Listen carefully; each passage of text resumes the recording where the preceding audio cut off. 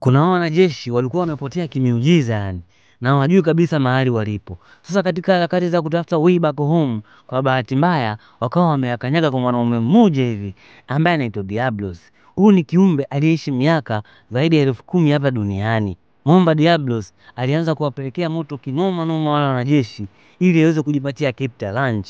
Japo na wao wajaribu kujitetea kwa kutumia silaha walizokuwa nazo, lakini walikuwa kama wanamtekenya tu Mwamba Diablos. Alizidi kupeleka moto kinoma noma ili aweze kupata lunch kwa wakati huo. Mwisho wa siku Diablos alimnasa mwanajeshi mmoja hivi kwa kutumia hizo pembe zake zilizokaa design fulani hivi, unyama sana yani.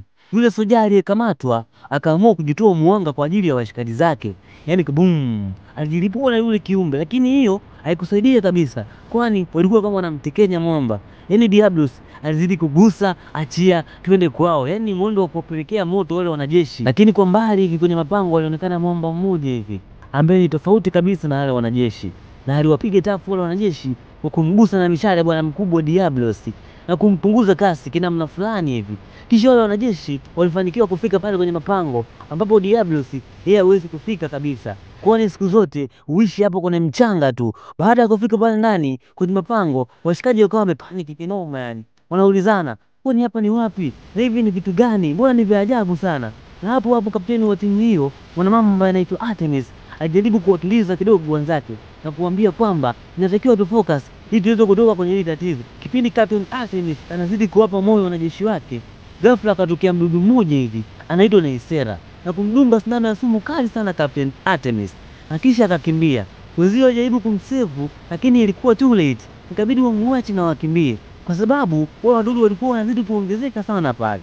Na mwisho wa siku hawa wadudu aina ya Neisera wakawa wamekamata wanajeshi wote na wameweka kwenye viota vyao kama akiba ya msosi yani. Bwana, tukija huku tunakutana na Captain Artemis. Sumu ya ule mdudu ilikuwa imeshakusha mwilini mwake, akaamka na kupambana sana na hao wadudu aina ya Neisera na akafanikiwa kutoka nje, kwani ilikuwa ni asubuhi tayari. Hao Neisera wao wanaogopa sana jua, hivyo basi hawezi kutoka nje kwenye jua, wao ubaki tu ndani mpaka mida ya night iweze kufika. Sasa huyu Captain Artemis akaanza kula ruti kwenye haya mazingira ili aweze kuelewa hapo ni wapi na kwa nini yupo hapo. Kwa bahati nzuri akakutana na huyu Hunter ambaye hapa namzungumzia mnyama Tony Jaa. Bwana, baada ya kukutana tulipigwa kinyama nyama yani, na mwisho siku mwamba Tony Jaa akawa amefanikiwa kumnasa Captain Artemis na kumpeleka magetoni mwake ambako anapoa mida ya usiku kujikinga na wadudu aina ya Neisera.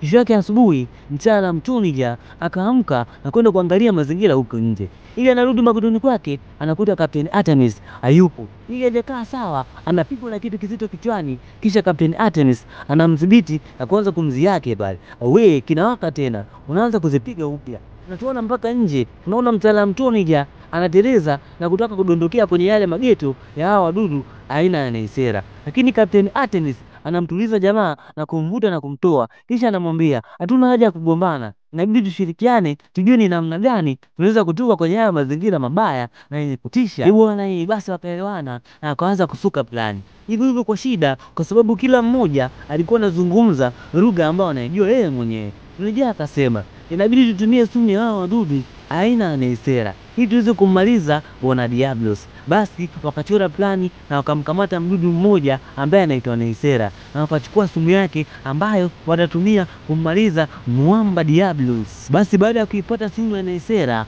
wakaweka kwenye kimtungi ile sumu na kuitupa pale kwenye mchanga, kwa sababu kwa kufanya hivyo Diablos atasensi tu, na ikawa hivyo. Mr. Diablos akalimeza lile mtungi. Basi washikaji wakaanza kukimbia sasa kukatiza lile jangwa, lakini kwa bahati mbaya ile sumu ilikuwa hajamkolea sana bwana Diablos, kwa hivyo akarudi na kuanza kuwawashia moto vijana kinyama ya. Basi bwana Tony Jaa ikabidi aanze kufight na Diablos, na Captain Artemis akachukua nafasi hiyo kwenda pale ulipokuwa ameacha silaha zao zile za kijeshi na kuanza kupeleka risasi za kutosha sana kwa bwana Diablos. Upande wa pili Tony Jaa alifanikiwa kumchoma na panga lake kwenye utosi bwana Diablos, lakini panga lile alikuzama kabisa kwenye utosi wa Diablos, na mwisho wa siku kwa hasira kubwa sana bwana Diablos alimtupa mbali sana bwana Tony Jaa, na mwisho wa siku bwana Tony Jaa alizilai pale pale. At the time Artemis akamrukia na kumaliza kuzamisha lile panga kwenye utosi wa bwana Diablos, na huo ndio ukawa mwisho wa ndugu yetu bwana Diablos, akakata roho na kufariki dunia kabisa. Basi baada ya vita kali sana, Captain Artemis alimbeba Tuneja na kuendelea na safari ya kutafuta njia ya kurudi nyumbani huku kwenye dunia yetu ya kawaida. Baada ya muda kidogo, bwana Tuneja akawa amepata nafuu kidogo na wakaendelea kutembea sana, na mbele kidogo wakafanikiwa kuvuka jangwa na kukutana na msitu mmoja wa kijani sana, na wakaona makobe fulani amazing wazuri zaidi, ambao hawa kiroho safi tu, wao wanakula zao nyasi na si nyama. Basi wakakaa mpaka night. Ilipofika night, waliona moto mkubwa sana unawaka huku angani, na kisha wale wanyama walikutana nao mchana wakawa wanakimbia sana, yani hajulikani sababu ni nini, lakini kumbe sababu ilikuwa ni bibi moja kubwa sana ambalo linaitwa Lazarus. Ilikuwa linapeleka moto kinoma noma. Hili ni dragon ambao lilikuwa limejifisha maeneo haya. Lenyewe lilikuwa linalinda mnara fulani hivi, ambao huu mnara ukifikia unaweza kufika duniani kwetu kwa haraka zaidi. Na walipofika maeneo hayo walikutana na watu wengine ambao hawa nao ni binadamu wa kawaida. Watu wale waliwaambia kwamba ili tuweze kufika kwenye dunia yetu ya kawaida inabidi tuweze kumpiga Lazarus. Huyu ni dragon ambaye analinda mnara ambao unaweza kupeleka kwenye dunia ya kawaida. Hivyo basi ikaundwa timu moja ya watu wenye nguvu sana, wakaamua kwenda kwenye ule mnara na kuweza kukabiliana na kiumbe huyo wa ajabu sana ambaye anaitwa Lazarus. Basi timu ile ilifunga safari ya kwenda kwenye ule mnara. Ile wamefika tu wakapokelewa na mwamba mmoja ambaye anaitwa Lazarus.